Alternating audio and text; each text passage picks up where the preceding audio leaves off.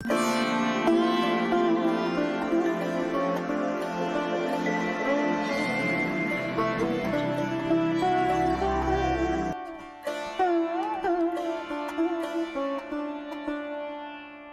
Everyone, welcome to Study Spring. और ये अपना 44th वीडियो है पॉलिटी 1000 एमसीक्यूज के लिए, जिसमें आज हम लोग फिर से पॉलिटी के कुछ इंपॉर्टेंट बेसिक एमसीक्यूज को सॉल्व करेंगे। बिफोर टू बिगिन, अगर आपने चैनल को सब्सक्राइब नहीं किया है तो चैनल को सब्सक्राइब कीजिए और प्रीवियस जो भी वीडियोज हैं जो आपके मोस्ट एक्सपेक्टेड एमसीक्यूज के सीरीज के वीडियोज हैं वो देख लीजिए, और सीएपीएफ से रिलेटेड जितने भी वीडियोज हम प्रोवाइड करते हैं आप उसे देख सकते हैं। चलते हैं अपने एमसीक्यूज की तरफ। पहला क्वेश्चन है आपका कि निम्न में से कौन संघीय मंत्री परिषद में किसी न किसी विभाग के मंत्री 28 वर्ष से अधिक समय तक और बीच में 2.5 वर्ष छोड़कर बनाए गए थे। इस क्वेश्चन को पूछने का लॉजिक न पहले पता था और न अभी पता है, बस इसको डिफिकल्ट बनाया गया है केवल कि आपसे हम ये पूछ लिए कि 28 वर्ष तक तो वो मंत्री रहे हुए थे और बीच में वो 2.5 वर्ष छोड़ करके ये 28 वर्ष तक लगातार मंत्री रहे। ये क्वेश्चन क्या हुआ, ये क्वेश्चन डिफिकल्ट बनाया गया। इस क्वेश्चन को सारे लोग अटेम्प्ट नहीं करे, इसके लिए बनाया गया। लेकिन अगर आप छोटे छोटे बातों पर ध्यान दीजिएगा तो आप क्वेश्चन को अटेम्प्ट कर सकते हैं। तो हम लोगों ने इसीलिए बेसिक एमसीक्यूज के सीरीज को निकाला है कि आप जितने भी बेसिक एमसीक्यूज होते हैं एक चैप्टर के, उसको आप लोग केवल कवर कर पाए।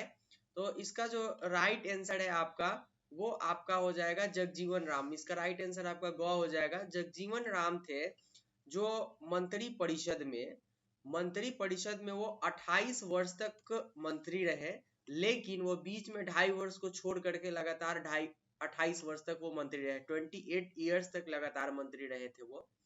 इसका राइट आंसर ग हो जाएगा। लेकिन इसके पीछे एक रीजन क्या है आपको ये क्वेश्चन देने का, कि आप अब ये होमवर्क में डाल ले कि 28 वर्ष तक अगर जगजीवन राम मंत्री रहे थे तो वो किस विभाग के मंत्री रहे थे, ये आप कमेंट बॉक्स में कमेंट किया कीजिए। चलते हैं नेक्स्ट क्वेश्चन की तरफ। सबसे कम अवधि तक मंत्री बनने का कीर्तिमान एचआर खतरा के नाम है। ठीक है, आपको आंसर मिला। एक आंसर क्या मिला कि सबसे कम अवधि तक कोई व्यक्ति अगर मंत्री पद संभाला था तो कौन संभाला था, तो वो हमारे थे एचआर खतरा।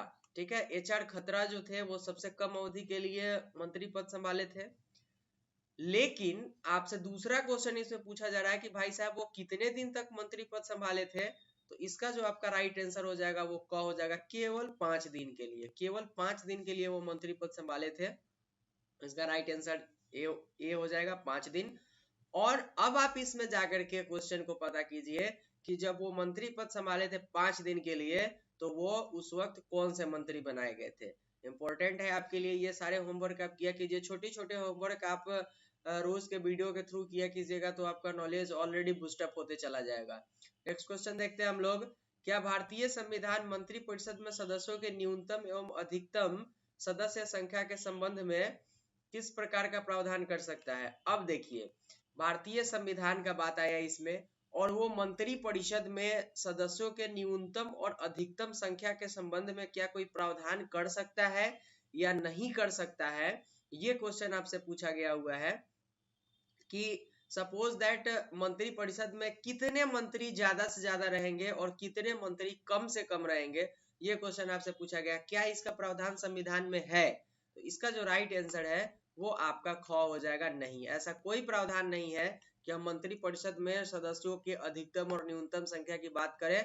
अगर ऐसा होता है कि कोई नया विभाग बनाया जाता है तो उसके लिए मंत्री जरूर बनेंगे, तो इसका राइट आंसर आपका ख हो जाएगा। नेक्स्ट क्वेश्चन देखते हैं हम लोग। लोकसभा किन तरीकों के द्वारा मंत्री परिषद के उत्तरदायित्व को व्यवहारिक रूप प्रदान करती है। अब आया व्यवहारिक रूप प्रदान किया जाता है मंत्री परिषद में। ठीक है, मंत्री परिषद के उत्तरदायित्व को, जिसमें से कि मंत्री परिषद में जो मंत्री है उनको एक फ्री माहौल दिया जाए। तो ऐसा कैसे किया जाता है संसद में या लोकसभा में, ऐसा कैसे किया जाता है कि मंत्री परिषद में लोगों को एकदम फ्री माहौल का पता चले।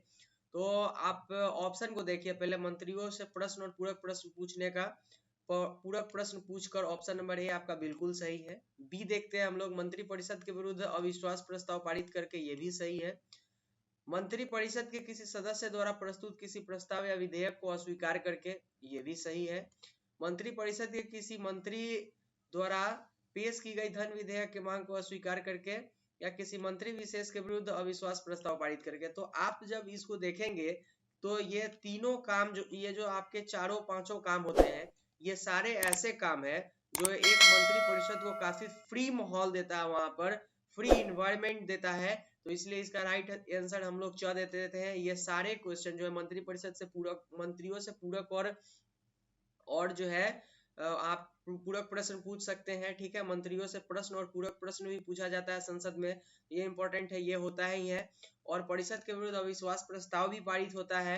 और फिर आपका जो है वो प्रस्ताव या विधेयक को अस्वीकार करके, कोई प्रस्ताव या विधेयक होता है उस पर वोटिंग भी नहीं किया जा सकता है। जो हमारे विपक्ष दल होते हैं वो वोटिंग नहीं भी कर सकते हैं। उसके बाद है धन विधेयक की पेश को मांग को अस्वीकार कर देना, यह भी होता है। और फिर अविश्वास प्रस्ताव किसी मंत्री के विरुद्ध लगा दिया जाता है, यह भी होता है। तो ये सारे माहौल जो है वो फ्री करते हैं एक मंत्री परिषद के जितने भी मंत्री होते हैं उनको। तो इसका राइट आंसर हम लोग च दे देंगे। नेक्स्ट क्वेश्चन देखते हैं, भारत के संपरीक्षा और लेखा प्रणालियों का प्रधान कौन होता है, ठीक है। तो इसका राइट आंसर आपका ग हो जाएगा, भारत का नियंत्रण एवं महालेखा परीक्षा, इसको सीएजी बोलते हैं, ठीक है, सीएजी, कैग। तो कैग जो है आपका, वो आपका एक जो है ये जांच करती है, और इसका जो है वो भारत के संविधान के अनुच्छेद 141 से लेकर के, सॉरी 148 से लेकर के और 151 तक में इसका मेंशन किया गया हुआ है, 148 से 151 में। और लॉर्ड कैनिंग ने जो है वो इसको क्या किया था कि 1857 में इस पोस्ट को लाया था। बाद में 1920 में इस पोस्ट को काफी स्वतंत्रता मिली, और फिर 1935 में इसको जो है वो एक न्यायालय के समान बना दिया गया, ठीक है, एक न्यायालय के समान बना दिया गया। मीन्स यहाँ पर ये जो है वो जांच करती है सीएजी, ठीक है, किसी भी वित्तीय चीज का जांच करती है, ठीक है। वो जो है उसका लेखन करती है, संपरीक्षा करती है, किसी भी ऑडिटिंग करती है वो, अगर कोई गड़बड़ी आता है तो। जैसे कि राफेल का मैटर आया था, उसमें सीएजी का भी रिपोर्ट आया हुआ था। तो ये है वहां पे अगर ऑडिटिंग करने का, अकाउंट का कोई अगर बहुत बड़ा मेजर प्रॉब्लम आता है उसमें, तो अकाउंट का ऑडिटिंग जो करने का कार्य होता है वो भारत के नियंत्रण और महालेखा परीक्षा को ही दिया जाता है। इसका राइट आंसर ग हो जाएगा। नेक्स्ट क्वेश्चन, भारत का नियंत्रण एवं महालेखा परीक्षा की नियुक्ति कौन करता है, तो इसका राइट आंसर आपका ए हो जाएगा। हमारे भारत के जो राष्ट्रपति हैं, जो ऑनरेबल प्रेसिडेंट साहब है, वो हमारे नियंत्रण एवं महालेखा परीक्षा की नियुक्ति करते हैं। और पहले मैंने बता दिया कि सीएजी का जो मेंशन किया गया हुआ है, सीएजी के पोस्ट को 148 से लेकर के 151 में मेंशन किया गया हुआ है, इंपॉर्टेंट है, सारे चीज को याद करके रखिए आप। ये इसका राइट आंसर हो जाएगा, राष्ट्रपति नियंत्रण एवं महालेखा परीक्षा की नियुक्ति करते हैं। और हमारे जो पहले नियंत्रण एवं महालेखा परीक्षक थे वो नरहरि राव थे, यह भी इंपॉर्टेंट है, इसको भी याद करके रखिए। नेक्स्ट क्वेश्चन, किन आधार पर दोष सिद्धि करने के बाद संसद के दोनों सदनों में 2/3 बहुमत प्रस्ताव पारित कर भारत के नियंत्रण और महालेखा परीक्षा के पद को हटाया जा सकता है। आपने प्रेसिडेंट वाले चैप्टर में देख लिया है कि कैसे उनके ऊपर महाभियोग इम्पीचमेंट लगाया जाता है, सेम उसी तरीके से यहाँ भी प्रोसेस है, लेकिन किन आधार पर उनके ऊपर ये लगाया जा सकता है इम्पीचमेंट, ठीक है, प्रस्ताव पारित कैसे करके उनको हटाया जा सकता है भारत के नियंत्रण और महालेखा परीक्षा को। तो इसका राइट आंसर जो है वो आपका ग हो जाएगा, कदाचार और अक्षमता, ये दोनों अगर उनके अंदर हो तो इन दोनों की स्थिति में जो है उनको उनके ऊपर तो 2/3 बहुमत से दोनों सदनों में प्रस्ताव पारित किया जाएगा, और फिर उनको उनके पद से हटा दिया जाएगा। नेक्स्ट क्वेश्चन देखते हैं हम लोग, भारत का नियंत्रण एवं महालेखा परीक्षा अपना प्रतिवेदन किसे प्रस्तुत करता है, तो इसका राइट आंसर आपका ए हो जाएगा। ऑलरेडी प्रेसिडेंट उसकी नियुक्ति करते हैं, अपना प्रतिवेदन भी उसे ही भेजता है वो।